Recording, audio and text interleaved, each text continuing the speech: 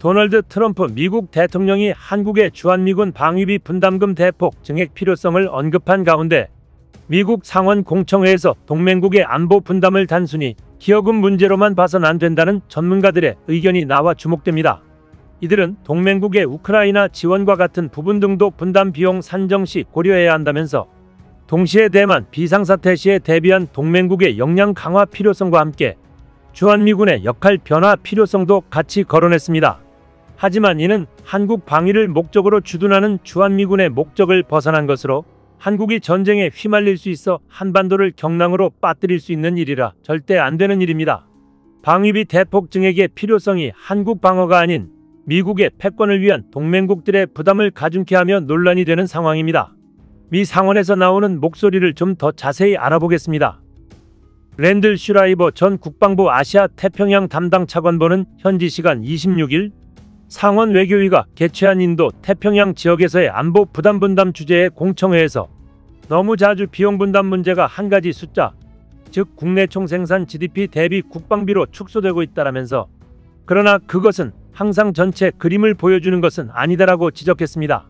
그는 그러면서 미국의 위치가 인도 태평양 지역에서 떨어져 있는 것을 지리적 난제로 표현한 뒤 이는 중국, 러시아, 북한과 같은 적과 경쟁자에게 유리하게 작용한다면서 대만 해협이나 서필리핀의 동중국해 등에서 비상 상황이 발생하면 미국은 항상 원정팀으로 경기를 치러야 한다고 말했습니다. 이어 강력한 동맹과 파트너십은 시간과 거리의 제약을 극복하는 좋은 방법이라면서 영내 비상 상황에 대비한 동맹국의 자체 역량 개발, 현지 기지 구축 및 영공 이용 문제, 자유롭고 개방적인 인도 태평양을 위한 동맹국의 일상적 억제 활동 등을 동맹평가 시 중요하게 봐야 한다고 조언했습니다. 그는 우리는 부담 분담에 대해 포괄적 시각을 갖고 동맹의 공이 인정받을 만한 공에서는 인정해야 한다라고 강조했습니다. 오리아나 스카일라 마스트로 스탠퍼드 프리먼스 폴리 국제학연구소 연구원도 부담 공유가 자주 재정적인 측면에서 논의되고 있다면서 재정 외의 다른 분야에서 동맹국이 기여할 수 있다고 말했습니다. 그 역시 기지 및 영공 접근권 문제, 미군을 보완하는 군사적 역량 개발 및 군사시설 건설에 대한 투자 등을 거론했습니다. 그는 미군 군사시설 건설과 관련 일본을 비롯해 많은 동맹국이 이미 상당한 기여를 하고 있다는 것을 주목해야 한다라면서도 한국은 이 비용에 더 많은 기여를 할 수 있다고 밝혔습니다. 또 미군을 보완하는 동맹의 군사적 역량 확대 문제와 관련해서는 잠재적인 중국과의 분쟁 시 한국이 북한에 대한 대응 책임을 맡도록 하는 더 나은 위치에 있도록 할 필요도 있다고 말했습니다. 이어 이런 측면에서 한국은 미국의 전략적 유연성에 동의해야 한다면서 이는 미국이 한반도에 있는 미군을 한반도 밖의 비상상황, 즉 중국과 관련된 상황에 활용할 수 있다는 의미라고 말했습니다. 전략국제문제연구소의 빅터 차 한국 석전은 미군의 주둔 비용 분담 방식이 과거 유산이라면서 많은 동맹국은 50년 전보다 훨씬 더 큰 비용을 분담할 능력이 있다라고 말했습니다.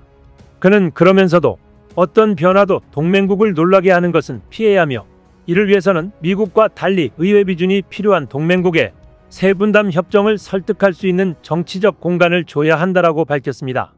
그는 또 한국에 대해 우크라이나 지원 등을 거론하면서 동맹국의 비용 분담을 기하급수적으로 늘리는 것은 동맹 관련 사항 이후에 기여를 고려하지 않을 경우 실현 불가능하다라고 지적했습니다. 차 석전은 대만 위기 상황과 관련 대만에 대한 기회주의적 침략이 발생할 경우 한반도에서의 미국 군의 주둔, 후방 지원, 북한을 억제하는 한국의 능력에 대한 변화를 고려하는 정치적인 합의를 끌어내야 한다고 말했습니다.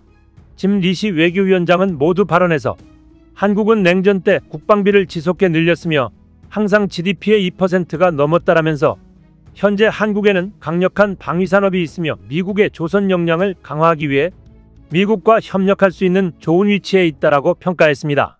하지만 주한미군이 대만 방어에 활용돼선 절대 안됩니다. 그 이유를 4가지로 들어볼 수 있습니다.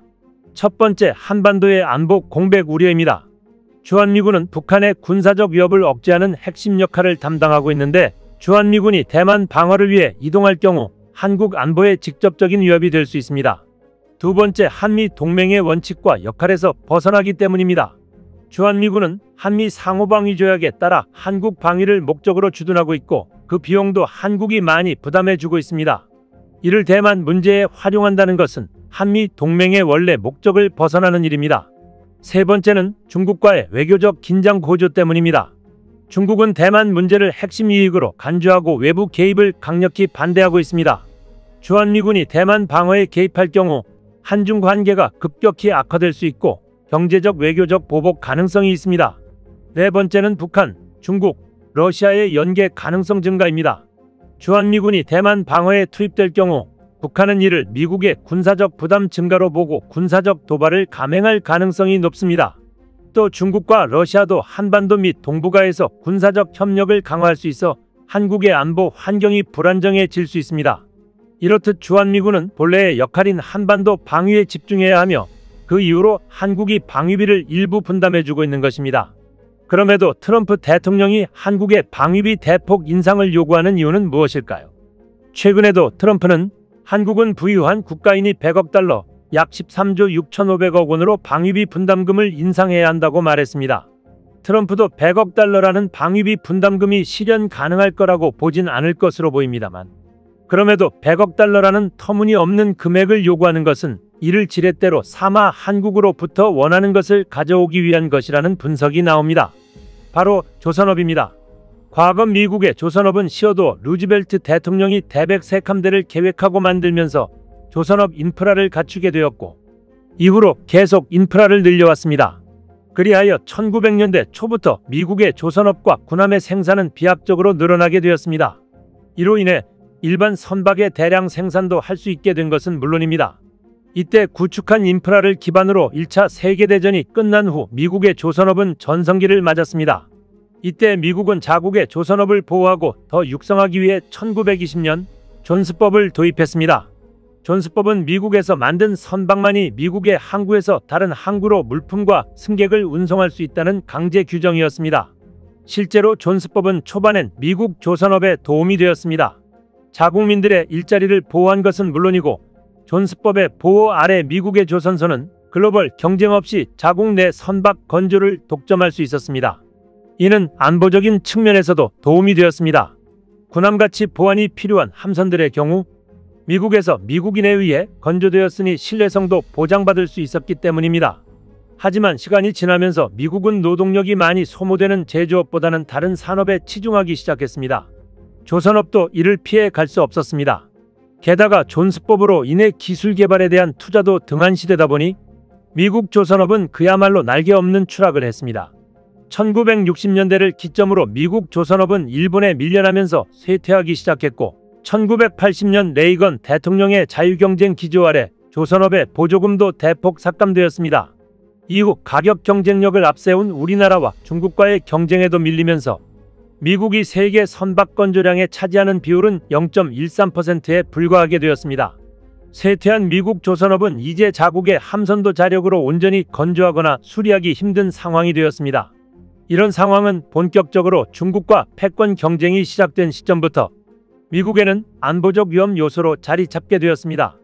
그리하여 미국은 이제 다시 조선업을 일으키려 하는 상황입니다. 그리고 한국은 지금 중국과 세계 조선업 1, 2위를 다투고 있는 최강 조선업 국가입니다.